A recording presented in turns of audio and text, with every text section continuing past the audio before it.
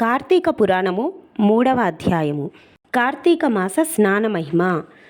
జనక మహారాజా, కార్తీక మాసమున ఏ ఒక్క చిన్న దానము చేసినను అది గొప్ప ప్రభావము గలదై వారికి సకల ఐశ్వర్యములను కలుగుటయే కాక మరణాంతరము వారు శివ సాన్నిధ్యమును చేరుదురు.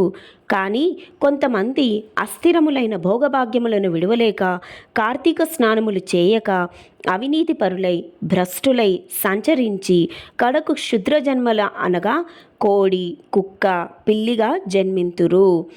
అధమము కార్తీక మాస శుక్ల పౌర్ణమి రోజునైనను స్నాన దాన జపతపాదులు చేయకపోవట వలన ననేక చండాలాది జన్మలెత్తి కడకు బ్రహ్మరాక్షసిగా పుట్టుదురు.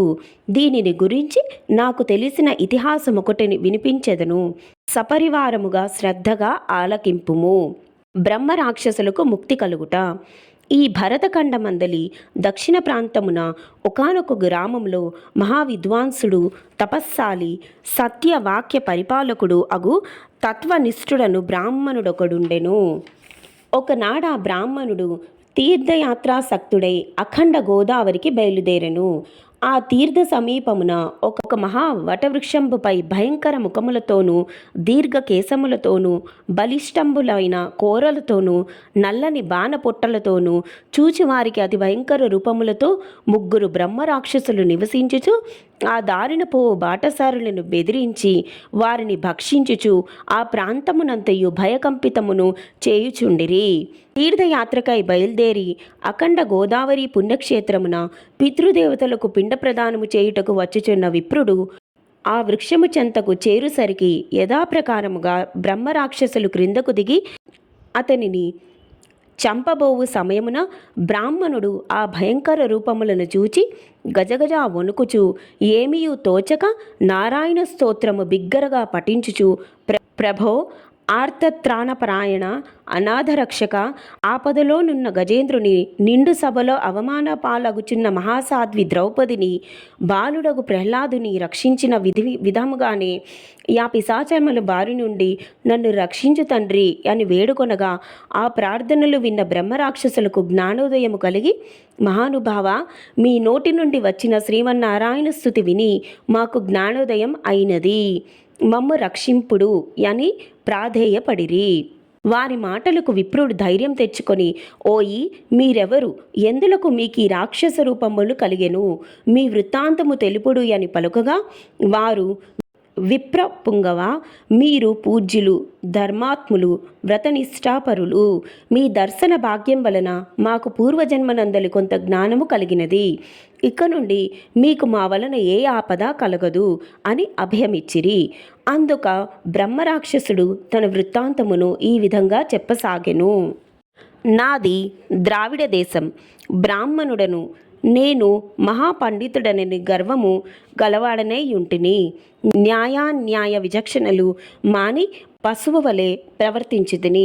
బాటసారుల వద్ద అమాయపకు గ్రామస్తుల వద్ద దౌర్జన్యముగా ధనము లాగుకొనుచు దుర్వ్యసనాలతో భార్యాపుత్రాదులను సుఖపెట్టక పండితులను అవమానించుచు లుబ్ధుడైన లోకకంటకుడిగా నుంటిని. ఇట్లుండగా ఒకానొక పండితుడు కార్తీక మాస వ్రతముని యథావిధిగా నాచరించి భూతతృప్తి కొరకు బ్రాహ్మణ సమారాధన చేయు తలంపుతో పదార్థ సంపాదన నిమిత్తము దగ్గరనున్న నగరమునకు బయలుదేరి తిరుగు ప్రయాణములో మా ఇంటికి అతిథిగా వచ్చెను. వచ్చిన పండితుడిని నేను దూషించి కొట్టి అతని వద్దనున్న ధనము వస్తువులు తీసుకొని ఇంటి నుండి గంటి వేచి తిని. అందులోకి ఆ విప్రునకు కోపం వచ్చి, ఓరి నీచుడా, అన్యాక్రాంతముగా డబ్బు కూడబెట్టినది చాలక మంచి చెడ్డలు తెలియక తోటి బ్రాహ్మణుడని కూడా ఆలోచించక కొట్టి తిట్టి వస్తు సామాగ్రిని దోచుకుంటేవి గాన నీవు రాక్షసుడవై నరభక్షకుడిగా నిర్మానుష్య ప్రదేశంలో నుందువుగాక అని శపించుటచే నాకు ఈ రాక్షస రూపం కలిగినది. బ్రహ్మాస్త్రమునైనా తప్పించుకోవచ్చును గాని బ్రాహ్మణ శాపమును తప్పించలేము గదా. కాన నా అపరాధమును క్షమింపుమని వానిని ప్రార్థించి తిని. అందులోకి అతడు దయతలిచి, ఓయి, గోదావరి క్షేత్రముందొక వటవృక్షము గలదు. నీవందు నివసించుచు ఏ బ్రాహ్మణుడు కార్తీక వ్రతం ఆచరించి పుణ్యఫలమును సంపాదించి ఉండునో ఆ బ్రాహ్మణుని వలన పునర్జన్మ నొందుదువుగాక అని వెడిలిపోయెను. ఆనాటి నుండి నేను ఈ రాక్షస రూపము నరభక్షణము చేయుచుంటిని. కాన ఓ విప్రోత్తమ, నన్ను నా కుటుంబము వారిని రక్షింపుడు అని మొదటి రాక్షసుడు తన వృత్తాంతమును చెప్పెను. ఇక రెండవ రాక్షసుడు, ఓ ద్విజోత్తమ, నేను కూడా పూర్వజన్మలో బ్రాహ్మణుడనే. నేను నీచుల సహవాసము చేసి తల్లిదండ్రులను బాధించి వారికి తిండి పెట్టక మార్చి అన్నమో రామచంద్ర యనునటుల చేసి వారి ఎదుటనే నా భార్య బిడ్డలతో పంచభక్ష్య పరివాన్నములతో భుజించుచుండెని వాడిని. నేను ఎట్టి దాన ధర్మములు చేసి ఎరుగను. నా బంధువులను కూడా హింసించి వారిని ధనమును అపహరించి రాక్షసుని వలె ప్రవర్తించి తిని కాన నాకు ఈ రాక్షసత్వము కలిగెను. నన్ను పాప పంకిలము నుండి ఉద్ధరింపుము అని బ్రాహ్మణుని పాదములపై పడి పరిపరి విధముల వేడుకొనెను.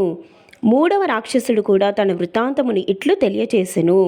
మహాశయ, నేనొక సంపన్న కుటుంబంలో పుట్టిన బ్రాహ్మణుడును. నేను విష్ణు ఆలయంలో అర్చకునిగా నుంటిని.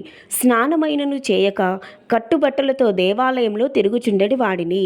భగవంతునికి ధూప దీప నైవేద్యములను నర్పించక భక్తులకు గొనితెచ్చిన సంభారములను నా ఉంపుడు గత్తకు అందజేయుచు మద్య మాంసములను సేవించుచు పాపకార్యములు చేసినందున నా మరణాంతరమున ఈ రూపమును ధరించి తిని, కావున నన్ను కూడా పాప విముక్తుని కావింపుమని ప్రార్థించెను. ఓ జనక మహారాజా, తపోనిష్ఠుడుగా విప్రుడు పిశాచముల దీనాలాపము లాలకించి, ఓ బ్రహ్మ రాక్షసులారా, భయపడుకుడు. మీరు పూర్వజన్మలో చేసిన ఘోర కృత్యంబుల వల్ల మీకు ఈ రూపములు కలిగెను. నా వెంట రండు, మీకు విముక్తిని కలిగింతును అని వారిని ఓదార్చి తనతో గొనిపోయి ఆ మువ్వురి యాతనా విముక్తికై సంకల్పము చెప్పుకొని తానే స్వయముగా గోదావరిలో స్నానమును